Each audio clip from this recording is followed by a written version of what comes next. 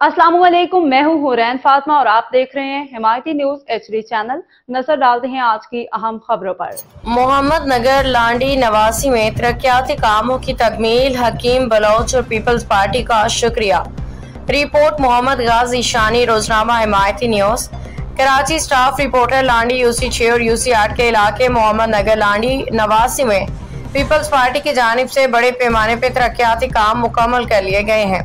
मुकामी रिहायशियों ने खुशी इत्मीनान का इजहार करते हुए पीपल्स पार्टी की क़ियादत और सूबाई वजीर हकीम बलोच का शुक्रिया अदा किया। इलाके में पानी और सीवरेज की लाइनों की तनसीब, सड़कों पर पत्थर बिछाने और दीगर सहूलियात फराहम करने के बाद मोहम्मद नगर की रौनकें बहाल हो गई हैं। शहरियों का कहना है कि हकीम बलोच और उनके टीम ने बिलावल भुट्टो जरदारी की हिदायत पे शब रोज मेहनत करके इलाके का नक्शा बदल दिया। रिहायशियों ने कहा कि पीपल्स पार्टी वाहिद जमात है जो पूरे सिंध और कराची में अमली काम कर रही है। मोहम्मद नगर में होने वाले तरक्याती मंसूबों से अवाम को दरीना मसाइल से निजात मिली है। पार्टी हकीम बलोच और सलीम बलोच का मैं बहुत मशकूर और शुक्रिया अदा करता हूँ।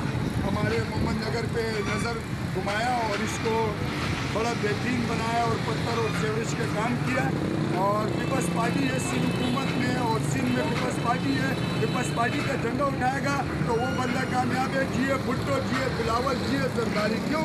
सिंध हुकूमत उनकी, दिनसी उनकी, सब कुछ उनका। पीपल्स पार्टी है, एक ही पार्टी है, नाम है पीपल्स पार्टी का। जो सिंध के अंदर है, जो झंडा उठाएगा और वो कामयाब होगा। जो पीपल्स पार्टी में है वो हर कोने में और हर शख्स में वो कामयाब है। क्यों? हर चीज़ पीपल्स पार्टी के। ये आप देख रहे हो हमारे इलाके को चमका दिया पीपल्स पार्टी ने, मोहम्मद नगर को।